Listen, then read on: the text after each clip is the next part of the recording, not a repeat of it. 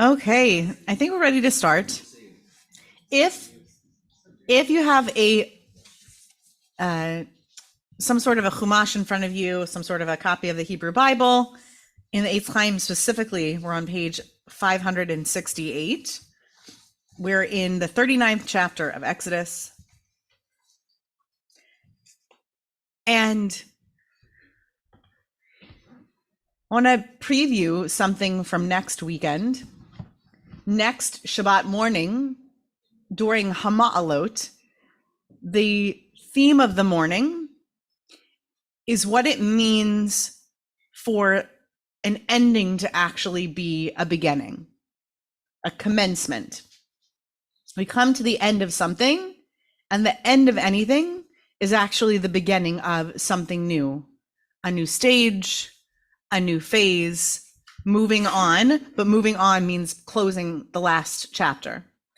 In anticipation of that, I was looking at the notion of what it meant to actually be finished, though. Before we move on to the idea that finishing is only the beginning, I wanted to think about that idea of the satisfaction, the gratification that comes from having completed a task. And in this coming week's Torah portion, we have a moment in which we see leadership and the people experiencing a moment of true acknowledgement of an end. And it's a moment of acknowledgement that it's the end. This is the end of something. And it's not only the end, it's a praiseworthy end. So we're on 568, chapter 39. And yet again, for about the third time in Parshat Pekudai, we see an entire list of everything that's been done to complete the work of the tent of meeting. And we get to verse 43. I'll back up to verse 42 for a moment. Kechol asher tziva Adonai et Moshe, and as for all that was commanded by God to Moses, Kain asu b'nei Yisrael, thus did the children of Israel, et kol ha'avodah. The grammar is worth picking apart, but we don't have time for that today. That is, they did all of the work. Exactly as God commanded Moses to have them do, they did it. Followed by, in verse 43, Vayar Moshe, and Moses saw, et kol hamlacha, all of the malacha, which in contemporary Jewish practice, we usually use to refer to what? What's malacha? Close. Work, handiwork. And why do we know from malacha? We aren't building a tabernacle. What malacha is a category of prohibited practice. When are we prohibited from doing malacha? Shabbat, Chag, and we're studying Moed Katan right now among the rabbinic team, the clergy team, in order to be done with it for the Siyum. And even the Chol HaMoed, the intermediate days of the festival, was a time where we examined what malacha could and couldn't be done. What is malacha not? Malacha is not work that makes you sweat, stuff that you do that you would personally call work. Malacha, rather, are categories of action that we eventually, through the rabbinic tradition, had as prohibitions because this was, in fact, a work that would have been done to complete the tabernacle. So if it was in the list of the workload that one would have done to complete the tabernacle, then it becomes a part of this category of forbidden action. Oh, that's spun out a little bit, yeah. Steve. Also, the list that's right here from verse 33 to 41 is 39.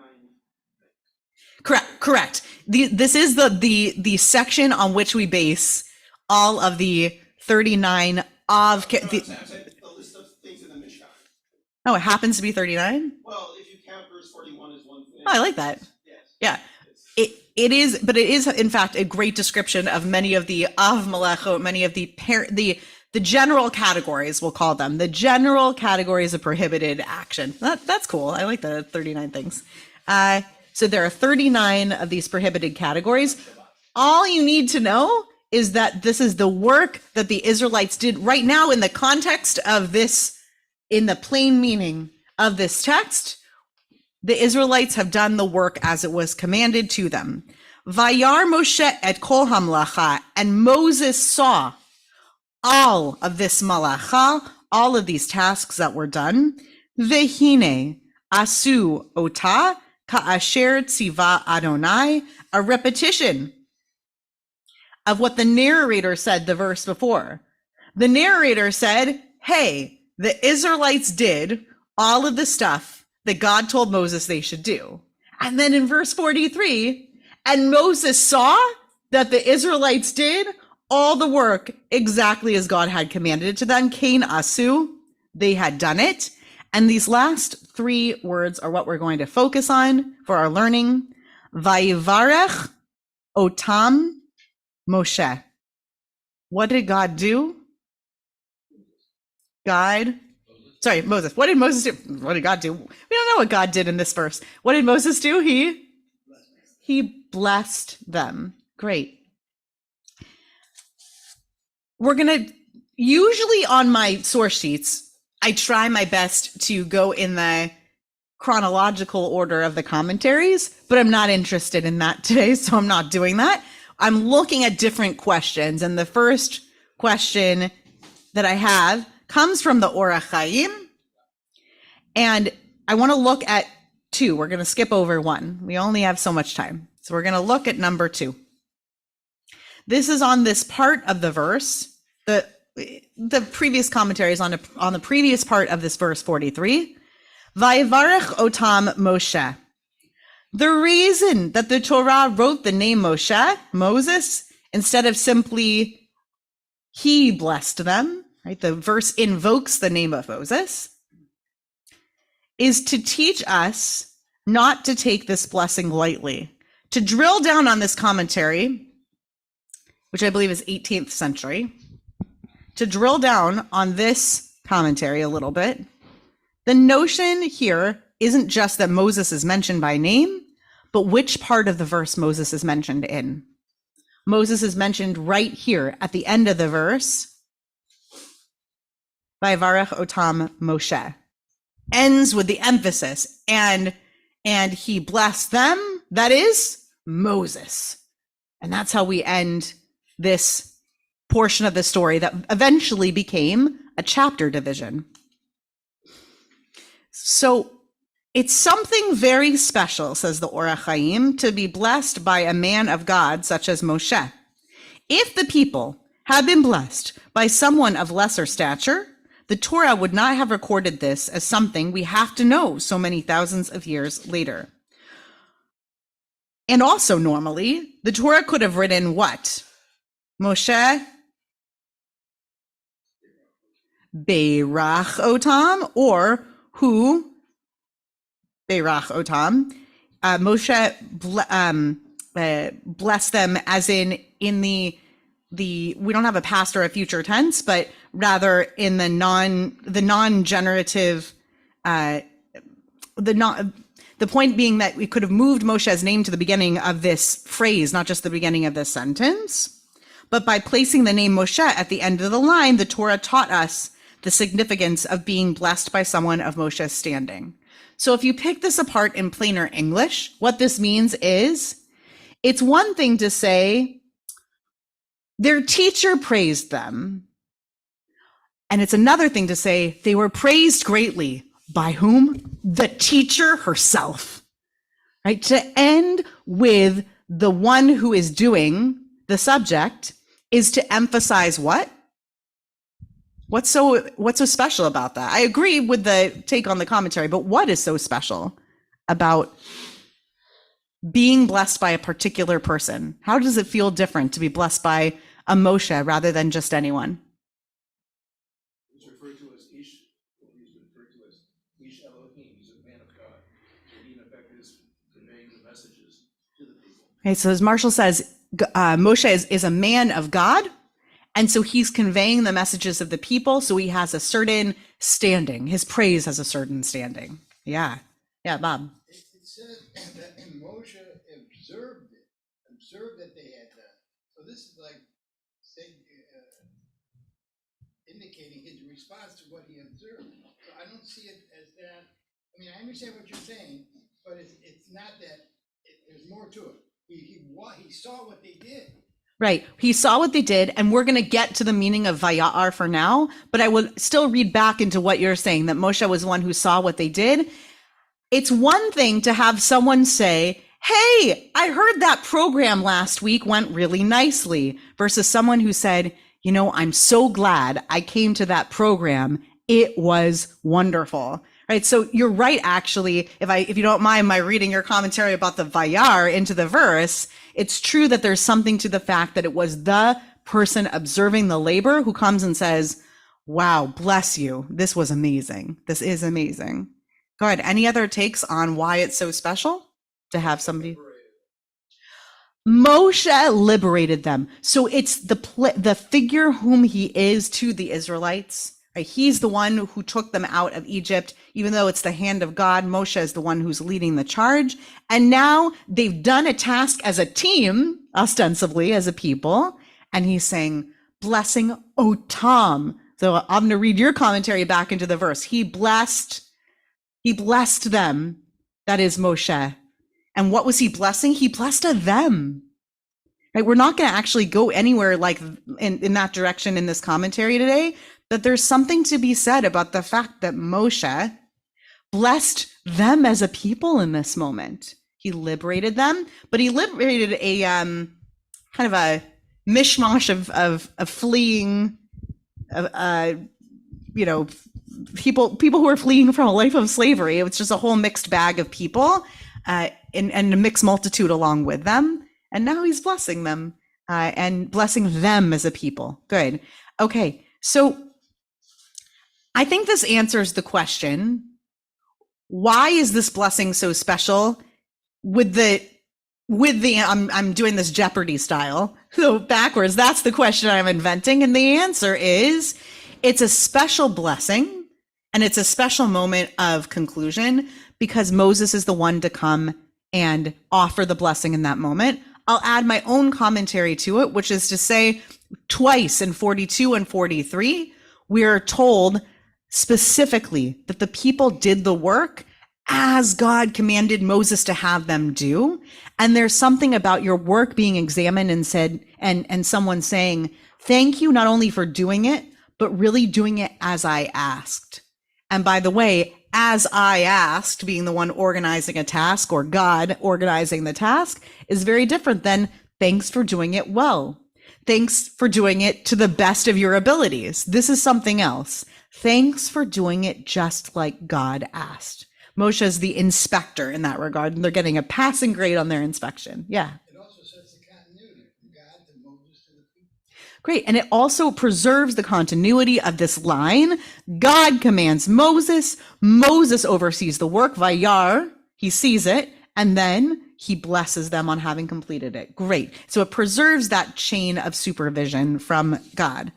We're going to skip over the latter part of the Orach Chaim. You can read this commentary on your own time, but we're going to move on to Rashi. And by moving on, I mean moving backwards in time. Sorry, but I wanted to ask a different question next. When we get into this commentary, again, 11th through 13th centuries, because obviously Rashi was approximately 220 years old by the time Rashi was.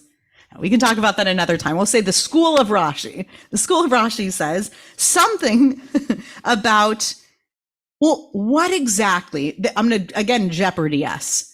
What exactly was the blessing that Moshe gave them? Now, the text, the Orach Chaim points out, how cool is it that the text wants us to know exactly who offered a blessing in that moment, wants us to know that Moshe came and blessed the people. But the blessing text isn't there. So Rashi asks the question, bless them how? Bless them with what? Bless them with words, with anointment, with hand placing. And if so, with words, then with what words? So Rashi says, He said to them, who's the he? Moshe says to the people. Okay, so he's quoting Moshe to us, even though it's not in the text. And he's taking this, as he often does, Rashi, from an old collection of Midrashim called the Sifra. So that anticipates Rashi by like 1,000 years. And he's pulling in this commentary, this notion that what he blessed them with is, I love that this is in the English, may it be the will of God that his Shekhinah rest upon the work of your hands, and let the beauty of the Lord our God be upon us, and establish thou the work of our hands upon us. That's from, it tells you right here, Psalm 90. But when do we do Psalm 90? It's a Shabbat psalm, one of the 11. And there are two places. Anyone know the closing lines of this? It's catchy. Right, U'ma'aseh yadenu konanehu, right? And so it comes from, nicely done, nicely retranslated back into our text. So when do we say this? In Pesukei Zimra, on Shabbat and on Chag. So on our the days when we have an additional set of Psalms that we read to get ourselves ready for the day, we read on page 100, and sorry, I should have taken the page first. It's on page 129. Okay. And so read it out loud all together. Let's try it all together. Vihi Noam Adonai Eloheinu Aleinu. May the beauty of God rest upon us. U'ma'aseh yadenu konena aleinu. U'ma'aseh yadenu konenehu. Great. So that's the translation of that's what we have here in the Rashi, the translation of that verse. So oftentimes our commentators want to give context to the Psalms. What I mean by that is they'll see a verse in the Psalms like Sarli Elohim or U'ma'aseh yadenu konanehu, like the work of our hands is upon us. And they ask the question going backwards, what work? What was the psalmist referring to? I know what they were referring to. They must have been referring to this verse, or rather, this is the blessing that's inscribed here. Also, the little piska, these little phrases that come before each of the psalms that we read, each of the Tehillim in our Siddur, are not a part of the psalms themselves. They're assigned in very, very early rabbinic times. So if you look on page 129, you see that the introduction to the psalm is Tefillah LeMoshe Ish HaElohim. This is a prayer ascribed to Moses, who was a man of God. Going back to what you said, Marshall, right? Baruch shekivanta. Blessed be that you thought of the same thing that Rashi said thousands of years ago. Oh, you didn't remember the name? Okay. No. That's okay. You can take the credit. Yeah, exactly. I'll also add one last little bit. On page 279, if you want to follow along in the Siddur,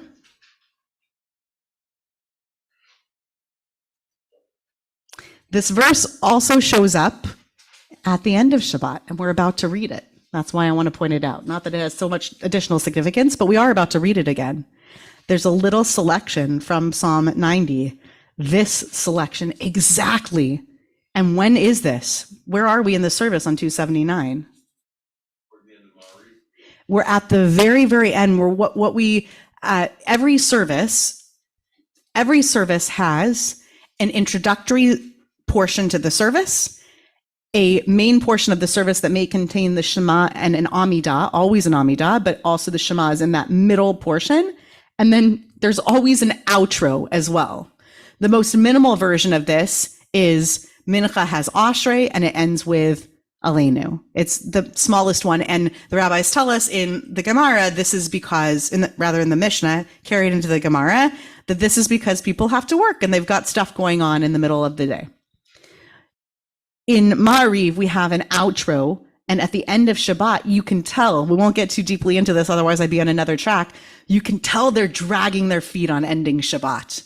because the end of Ma'ariv is usually not this. In fact, it was actually forbidden at a certain point to have the Me'ain Sheva, to have that little additional mini repetition of the Amidah on Friday evenings, lest people be in danger as they walked home so late at night, because evening is considered a dangerous time. It certainly was in ancient history. Despite that, we add words to our service here. We extend beyond what we need to do. It should, by all accounts, on page 279, our prayer should be Kaddish Shalem, Aleinu, Mourner's Kaddish, get home. It's dark, it's late, it's dangerous. But we don't. We extend and we add this verse among a few other things. What is this verse? It's a specific selection from Psalm 90, and that the beauty of God is resting upon us, and that we pray that God establishes the work of our hands upon us. This is not. This would be a nice ending to the teaching. This is not the end of the teaching, but how nice to read back into this, that a wonderment about what work of our hands is being praised here. In other words, if there is an ancient understanding going back to the Sifra that what these words are a blessing from Moses upon the ending of the building of the tabernacle, why are we saying this at the end of Shabbat, a time when we are prohibited from doing that kind of work? What is the malacha that's getting praised at this time? Perhaps it's even the menucha. It's actually the rest of Shabbat, not the rest of Shabbat, the rest that takes place on Shabbat that's being praised. That's not the end, but that would make a nice shiny ending. Maybe they'll cut the podcast off there, and that'll be the end of it. If and nothing else I say is interesting, right? Me too. Yeah. Thanks, Bert. You can make this the end, and then I'll continue with maybe less poignant stuff. But I was feeling pretty good about that point because I'm fascinated by this extension. I'm fascinated by the idea that we extend evening services given the sense that Ma'ariv should not be extended. I want us to look at one more aspect of this blessing. And for this, we turn a little bit to Chassidut. We're going to look at a commentary called the Shnei Luchot HaBrit. This is a section that happens to comment on Parshat Truma, which also deals in the making of the Mishkan. And I'm going to read it out loud, and I want you to ask the question. Well, I want you to see if you can jeopardy the question that I would ask about this. What's the question that the text is asking? What's the question this commentary is asking about this moment of Moses blessing the people upon finishing the Mishkan? Here we go. All of our sages, Kol HaChachamim, agree that the tabernacle was a microcosm of the macrocosm, that it reflected to the extent possible structures and concepts and their development prevalent in the high heavens, the celestial regions, though those structures and concepts are, of course, abstract.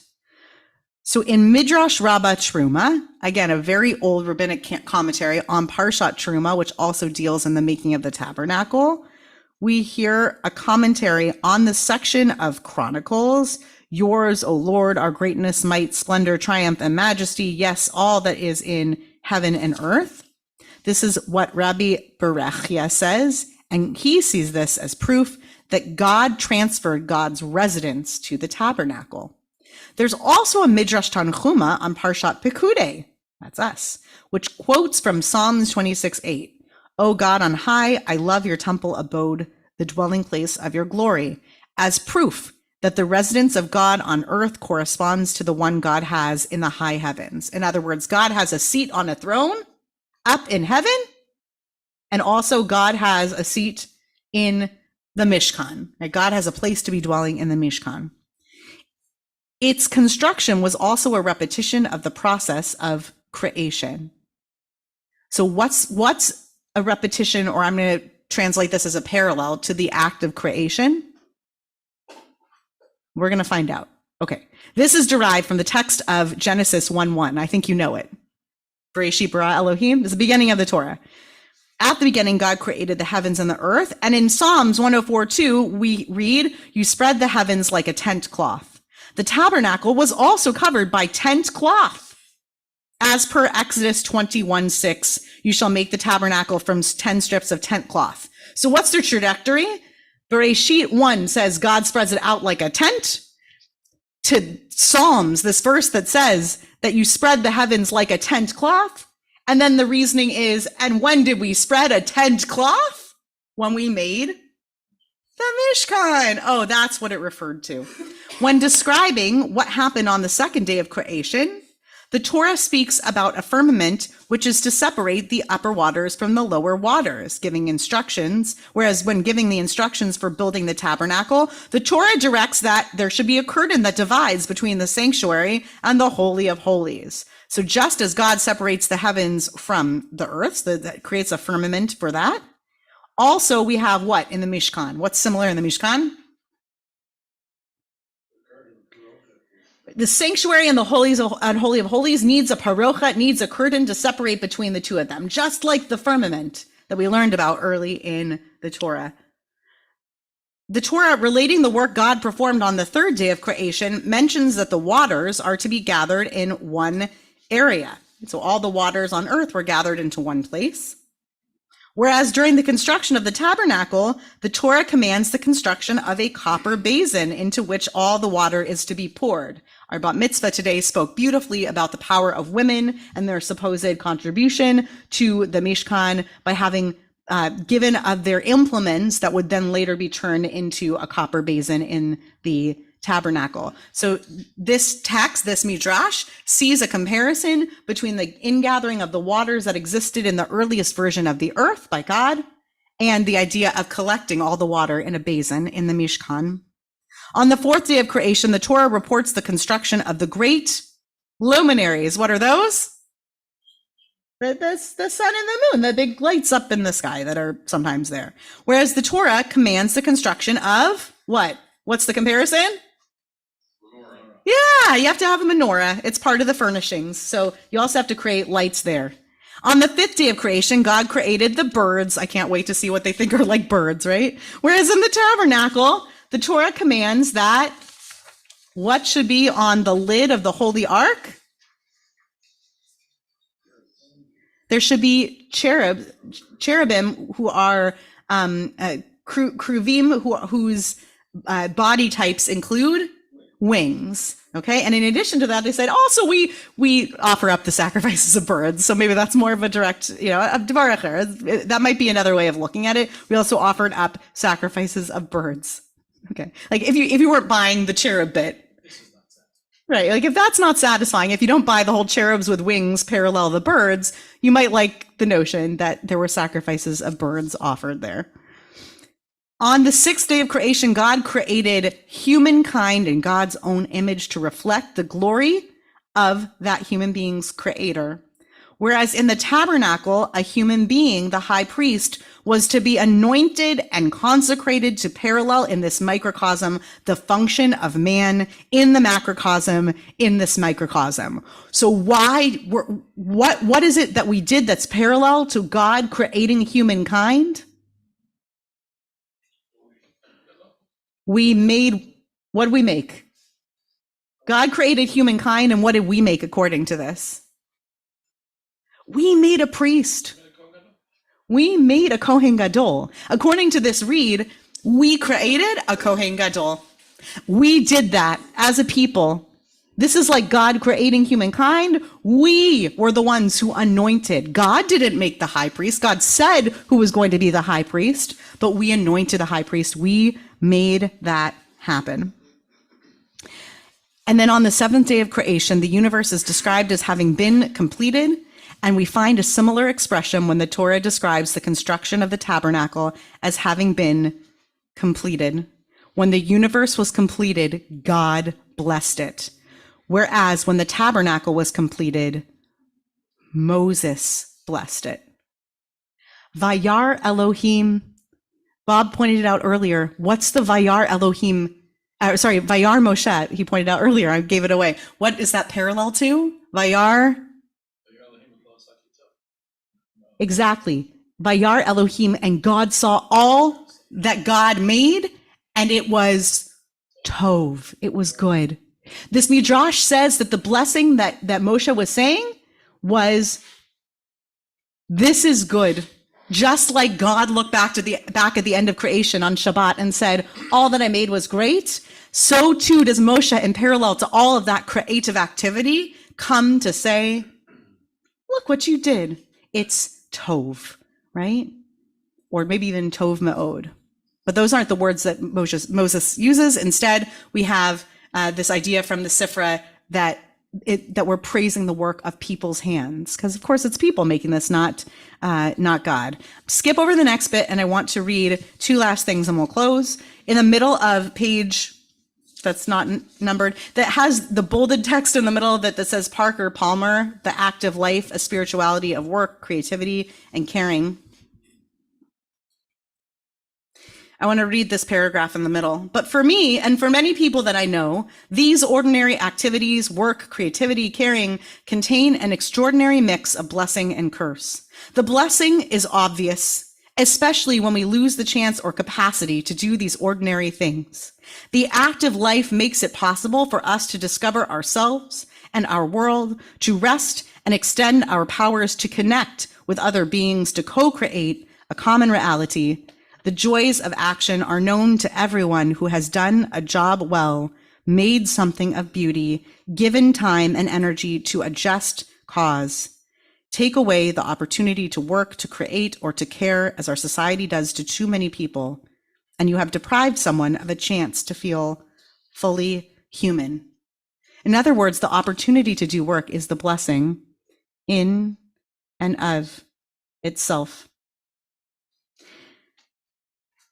There is a beautiful notion here that I'm going to have us back up and read one last text in a moment about. It's a commentary on the story of Jacob wrestling with the angels. The idea here is that work is not just its own reward, the opportunity to do work. Not that God came and created, but carrying on from that story, God knew that the next level needed on this earth was that people had an opportunity to build these things themselves, to anoint the priests, to make the tabernacle theirs. And that's the thing that's being praised, the work of human beings' hands. That's the connection back to the psalm. The praise is over the fact that human beings did as God asked, and the fact that they did it with their hands and that it was a labor of love. A commentary on the story of Jacob who wrestled with the angels. We're going to read from the top of that same page, the same page with Parker Palmer. Having found himself, Jacob is called to found a nation. Jacob's story is a reminder to us to not only recognize our successes, but also celebrate the new challenges that arise from those successes.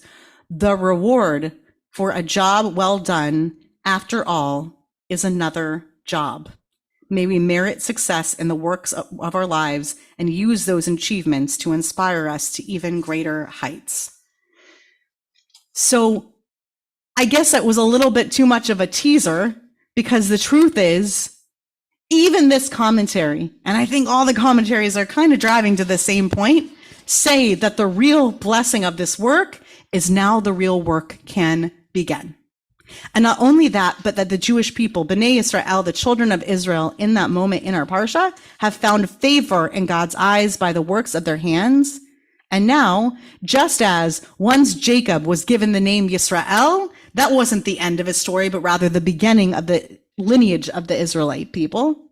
So too is the reward, the blessing here, the approval to move on to the next place. So I end here in a little bit of tension. And the tension is that when we have work that's really well done in our lives, and we especially have that work praised by the people who might be most responsible for seeing to that work being praiseworthy, that is in and of itself a blessing. But the blessing can't stagnate there. The point of blessed work is that you've proven that you've earned the next thing. I think every one of us has been in a position where we rightly feel gratification and rightly feel satisfaction about the job that we've done. And it's the ability to turn that gratification and satisfaction to a sense of readiness after we breathe, after we Shabbat, after we have our menucha, to accept that the blessing is that since we've done a job well, that the very people who asked us to do that job would like to see more from us. And in that case, it is macrocosmic. It is the story of the Jewish people. And again, finding favor in God's eyes and being able to continue the work. It's not in building a tabernacle. It's in practicing human decency according to the rules of Torah, Halakha, the Jewish people. Thank you for studying this with me. Shabbat shalom.